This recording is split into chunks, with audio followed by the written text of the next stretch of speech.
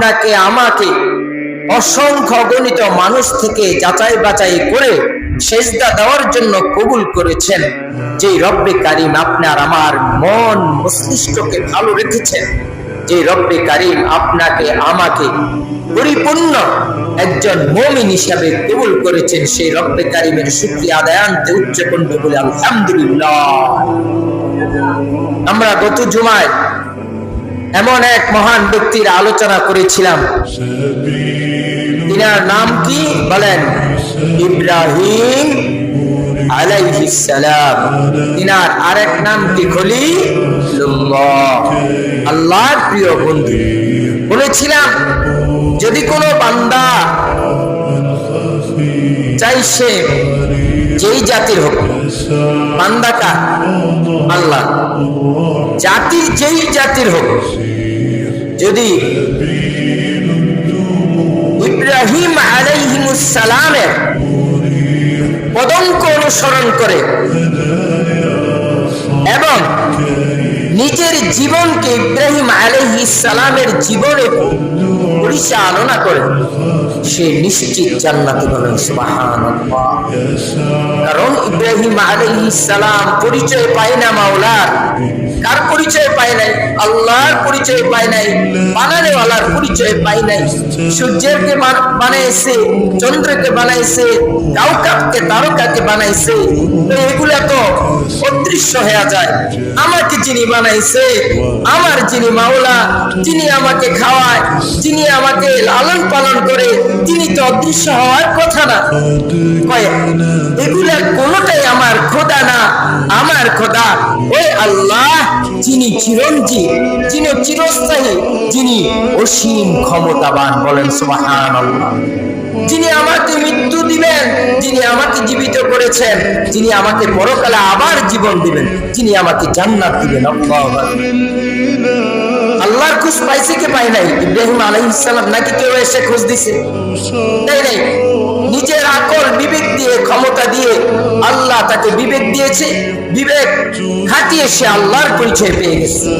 ঠিক তেমনি ভাবে আমি আপনার কাছেও যদি ইসলামের দাওয়াত না আসে, আমার কাছে যদি কোনো রাহবার না পৌঁছে, কোনো দায়ী যদি না আসে, আমাকে আল্লাহ তাআলা, আপনাকে আল্লাহ তাআলা যে বিবেক, যে আকল দিয়েছে, এই আকল দিয়ে চিন্তা করে আপনার দেহের দিকে তাকিয়ে, আল্লাহর সৃষ্টি জগতের দিকে তাকিয়ে, এই সুন্দর জগৎ, এই আসমানকে বানাইলো, জমিনকে বানাইলো, আমাকে কে বানাইলো, এগুলোর দিকে লক্ষ্য করে ফলো করে ঈমান আনা যায় কি যায় না? বলেন। একজন বানানোওয়ালা অবশ্যই আছে। আল্লাহু আকবার। ইব্রাহিম আলাইহিস সালাম এমনি ভাবে আল্লাহর খোঁজ পেয়েছেন। নাকি মূর্তি পূজা করছেন বাপের মতো? কাবা বুনিয়াদে খলিলে আজরাস, আজ হাজারা কাবা একদিন বেদরাস। কাবা বুনিয়াদে খলিলে আজরাস, কাবা বানাইছে ইব্রাহিম আলাইহিস সালাম। তার ছেলে আজরের ছেলে, যিনি বানাইতেন মূর্তি। বলেন, যিনি বানাইতেন কি? মূর্তি বানানেওয়ালার ছেলে কাবা বানাইছেন। যে কাবা শরীফে গেলে একজন কাট্টা খারাপ মানুষ, একজন পাপিষ্ঠ গুনাহগার, তাই যদি তার ওই কাবা শরীফ দিয়ে তাওয়াফ করার দরুন, হজ করার দরুন যদি আল্লাহর দরবারে তার হজটা কবুল হয়ে যায়, আল্লাহ পাক রব্বুল আলামিন তার জিন্দেগীর সকল গুনাহগুলিকে মাফ করে দিবেন। সুবহানাল্লাহ। আর তিনার বাবা বানাইতেন কি? মূর্তি। বাবার অনুসরণ করছে? করেন। আল্লাহু আকবার। বাবা কি বুঝাইছে? যে লাইন থেকে আপনি ফিরে আসেন, জান্নাতের দিকে আসেন। আমাদের বানানোওয়ালা তো একজন আল্লাহ।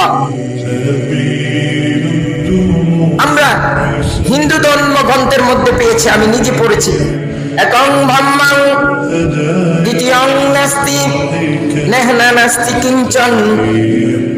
এরা এইভাবে পাঠ করে, একং ব্রহ্মং দ্বিতীয়ং নাস্তি নেহনা নাস্তি কিঞ্চন, নরসংসং সিদ্ধিষ্টমমপসঙ্গ সুপতস্তমং সিদ্ধমুখসম একং ব্রহ্মা, আপনার আমার মালিক কয়জন বলেন? মালিক কয়জন হয় বলেন?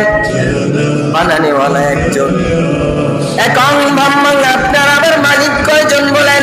একজন। দ্বিতীয় নাস্তি, দ্বিতীয় আর কেউ নাই, বানানেওয়ালা একজন। নেহলা নাস্তি কিঞ্চন, নাই নাই তো কিঞ্চিত পরিমাণ নাই। যেমন আমাদের কোরআনে আছে কি, কুল হুয়াল্লাহু আহাদ, বলেন আমার সাথে, কুল হুয়াল্লাহু আহাদ। হে নবী, আপনি দুনিয়ার জগৎ বাসীদেরকে জানায়া দেন, কুল জানা দেন, বইলা দেন, হুয়াল্লাহু আহাদ, তিনি আল্লাহ, তিনি কয় এক। আল্লাহুস সামাদ, লাম ইয়ালিদ ওয়া লাম ইউলাদ ওয়া লাম ইয়াকুল লাহু কুফুয়ান আহাদ, তিনি কারো থেকে জন্মগ্রহণ করেন নাই, কাউকে জন্ম দেন নাই, তিনি এক। কারো মুখাপেক্ষী নয়, তিনি অমুখাপেক্ষী। আল্লাহু আকবার। তাহলে ইব্রাহিম আলাইহিস সালাম কয় খোদাকে মানছেন বলেন? কয় খোদাকে মানছেন? এক খোদাকে মানলে জান্নাত। কয় খোদাকে মানলে জান্নাত? নাকি আজরের মতো হাত দিয়ে মূর্তি বানায়া সেজদা কইরা জান্নাত পাওয়া যাবে? এই জন্যই বলেছি, আজরের অনুসরণ করে কখনো জান্নাত পাওয়া যাবে না। ইব্রাহিম আলাইহিস সালামকে যদি আমি মডেল হিসেবে গ্রহণ করি, আমার জীবনকে, তার জীবনের বাস্তবায়ন রূপ আমার জীবনে আনি, তাইলে আমি দুনিয়াতে তো কামিয়াব।